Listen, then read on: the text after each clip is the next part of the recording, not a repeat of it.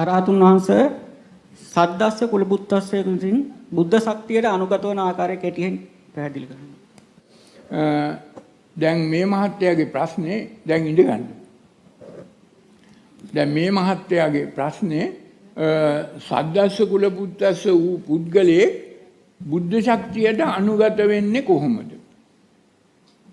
බුද්ධ ශක්තියට අනුගත වෙන්න බුද්ධ ශක්තිය තියෙන තැනකට යන්න ඕන. දැන් බුද්ධ ශක්තිය කියන්නේ මොකද්ද? භව උදුරා දමන ශක්තිය. මොන භවද? රාග භව, දේශ භව, මොහ භව. කාගාව තියෙනද? තමන් ළඟ. තමන් ගාව. දැන් මේ රාග භව, දේශ භව, මෝහ භව නිකන් උදුරන්න බෑ. දැන් සෝතාපන්න ඵලයටපත් වෙන්නට ඉස්සෙල්ලා සද්දස්ස කුලපුත්තස්ස වෙන්න ඕන. ඒ කියන්නේ සද්දා ඉන්ද්‍රිය මතු කරගන්න ඕනේ. එහෙම නැත්නම් ධම්මස පාද ගන්න ඕනේ. ධම්ම චක්කුං උදපාදි. මේ ධම්ම චක්කුං උදපාදි වෙන්න ඕනේ බණ අහලමයි. භාවනා කළා, සිල් රැකලා, පිරිත් කියලා ධම්ම චක්කුං උදපාදි වෙන්නේ නැහැ. ධම්මස පෑදෙන්නේ නැහැ. සද්දා ඉන්ද්‍රිය මතු වෙන්නේ නැහැ. සද්දස්ස කුලපුත්තස්ස වෙන්නේ නැහැ. දැන් ඔබට අපි මේ සතියෙම මේ කියන බණ මේ භව උදුරා දමන බණ අහුවාම ඔබට මේ අනුස්සති තේරුම් ගත්තොත් ඔබ සද්දා ඉන්ද්‍රිය මතු කරගත්ත සද්දස්ස කුලපුත්තස්ස වෙනවා. පරතෝගෝචකපත්‍ය ලැබෙනවා. අර ධම්ම චක්කුං උදපාදි කියන ධම්මස පෑදෙනවා. අර අඳුරෙන් මිදී නිදහස් වෙනවා. සද්දා ඉන්ද්‍රිය මතු වෙනවා. සද්දා ඉන්ද්‍රිය මතු වූ පුද්ගලයා යෝනිසෝ මනසිකාරයෙන් කටයුතු කරනවා. හේතුඵල ධහමට ණය විනයට බහාගල්පා කටයුතු කරනවා. තේරුණාද? එතකොට මේ බණ අහලාමයි සිල් රැකලා භාවනා කළා ඔය හුලං ඇදලා පිට කරලා මේ සද්දා ඉන්ද්‍රිය මතු කරගන්න බෑ. ධම්මස පාද ගන්න බෑ. සද්දස්ස කුලපුත්තස්ස වෙන්න බෑ. සද්දස්ස කුලපුත්තස්ස තත්වයටපත් වූ පුද්ගලයෙක් ධම්මස පාදාගත් පුද්ගලයෙකුට හේතුඵල ධහමට ණය විනයට බහාගල්පා අර අනුස්සති හතර වඩන්න පුළුවන්. අනුස්සති හතර තමයි එතකොට වඩන්නේ. මේ අනුස්සති හතර වඩන්න පුළුවන් පුද්ගලයක් දැන් සද්දා ඉන්ද්‍රිය මතු වුණාම සද්දස්ස කුලපුත්තස්ස තත්වයටපත් වුණාම බුදුහාමුදුරුවෝ පිරිනිවන් පෑවන්නට පෙර කිව්වා බුද්ධ ශක්තියට අනුගත වෙන්න ඕන කියලා. දැන් බුදු කෙනෙක් ලෞතර බුදු කෙනෙක් ජීවමානව ඉන්න කාලය තුල මේ පතිරූපදේශය තුල මේ මධ්‍ය මණ්ඩලය තුල වෙන කොහෙවත් යන්න ඕනේ නැහැ. බුද්ධ ශක්තියට අනුගත වෙනවා. බුදුහාමුදුරුවෝ හරි බුද්ධ ශ්‍රාවකෙක් හරි බණ කියනකොට ධහම කියනකොට පටිච්චසමුප්පාද ධර්මයේ කියා දෙනකොට හේතුඵල ධහම කියා දෙනකොට අනුස්සති වඩන්න කියා දෙනවා. දැන් උදාහරණයක් හැටියට බුදුහාමුදුරුවෝ බුද්ධත්වයට පත් වුණා. අර කොණ්ඩඤ්ඤ වප්පවද්දී අස්සජි මහානාම අස්සජි කියන පංචවග්ගයේ බික්කුන් අරහත්ත්වයට පත් වුණා. මේ අන්තිම හාමුදුරුවෝ තමයි අස්සජි හාමුදුරුවෝ. අස්සජි හාමුදුරුවන්ගෙන් මේ බුදුහාමුදුරුවන් කිව්ව බණ අහලා තමා සාරිපුත්ත සරියුත් හාමුදුරුවෝ වුණු අර පරිබ්බාජකයා අස්සජි හාමුදුරුවන්ගෙන් බණ අහලයි මගපල ලැබුවේ. සෝතාපන්න ඵලයටපත් වුණේ. මොකද බුද්ධ ශක්තිය රටේ හැමතැනම මධ්‍ය මණ්ඩලය තුල තිබුණ නිසා බුදුහාමුදුරුවෝ ලෞතර බුද්ධත්වයටපත් වෙලා ජීවමානව ඉන්න නිසා.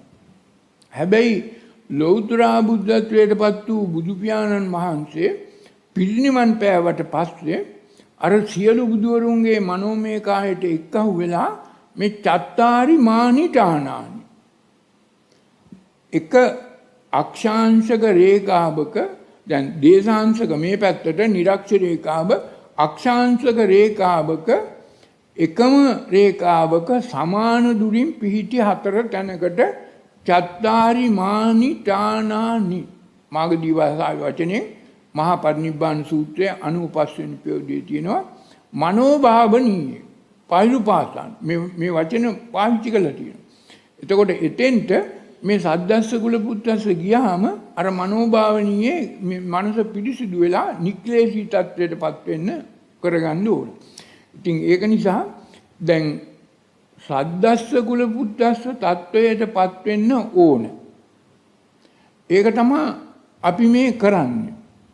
ඊට පස්සේ සද්දා ඉන්ද්‍රිය මතු වූ පුද්ගලයා සද්දස්ස කුලපුත්තස්ස උනාට පස්සේ මේ ස්ථාන හතරකින් එකකට ගිහිල්ලා අපි හිතමු බෝධීන් වහන්සේ ගාවට ගිහිල්ලා බෝධීන් වහන්සේ ගාවට ගිහිල්ලා කරගන්න ඕන එදා බෝසත්තුමා බෝධීන් වහන්සේ ගාවට ඇවිල්ලා කරගත්ත නික්ලේශී සිතක් ඇති කරගන්න. ඒක Taman සිහිපත් කරගන්න ඕනේ බුදුහාමුදුරුවොත් බෝසත් කාලේ මේ බෝධීන් වහන්සේ ගාවට ඇවිල්ලා රාගයෙන් තොර සිතක්, ද්වේෂයෙන් තොර සිතක්, මෝහයෙන් තොර සිතක් ඇති කරගත්ත විනාඩි 5කට නික්ලේශී තත්වයටපත් වුණා. මේ නික්ලේශී තත්වයටපත් වුණාම අර සුදු කිරණ ශක්තියක් පතුරවනකොට අර සියලු බුදුවරුන්ගේ මනෝමය කායේ තියෙන බුද්ධ ශක්තියට තමන් අනුගත වෙනවා. තේරුණාද?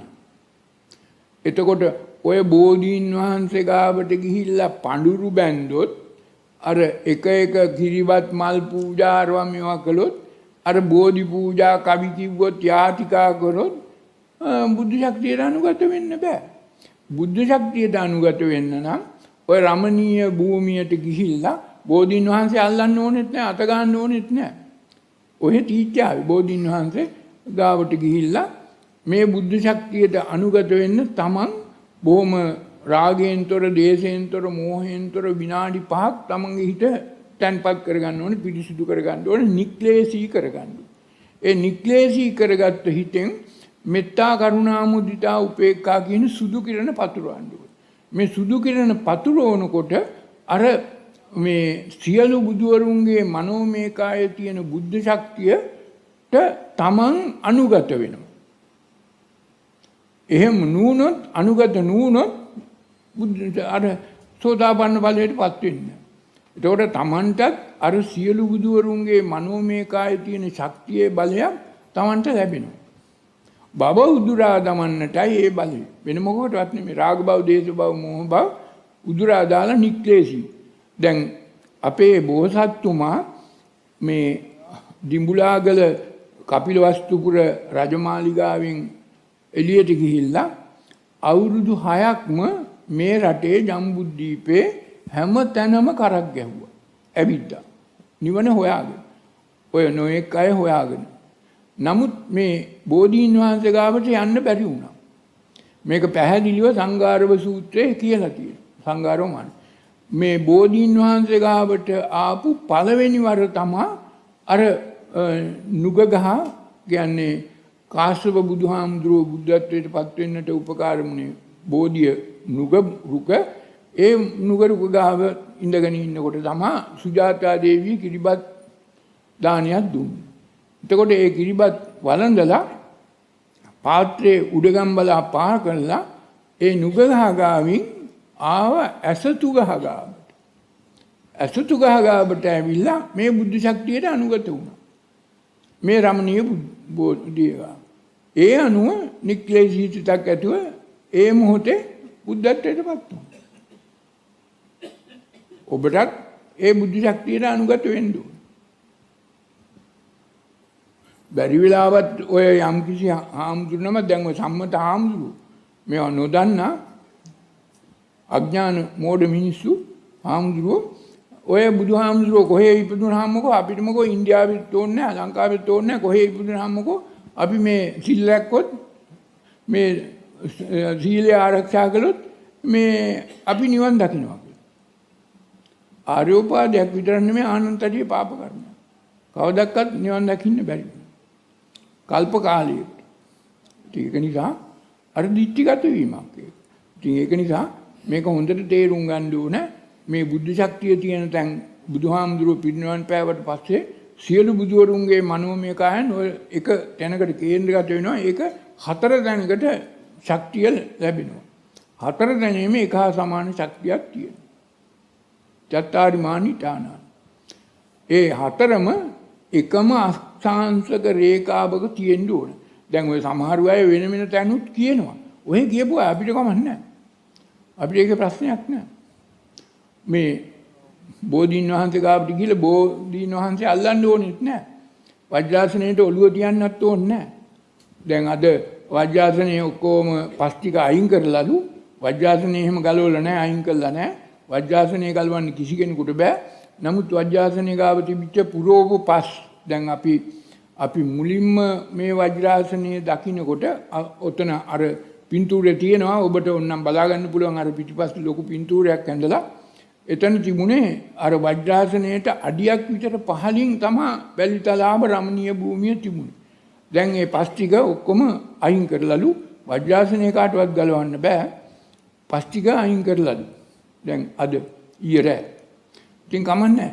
ඒ පස් ටික අයින් කළාට පස්සේ එතනද වැලි ටිකක් දැම්මම ඒක රමණීය භූමියක් බවට පත් වෙනවා.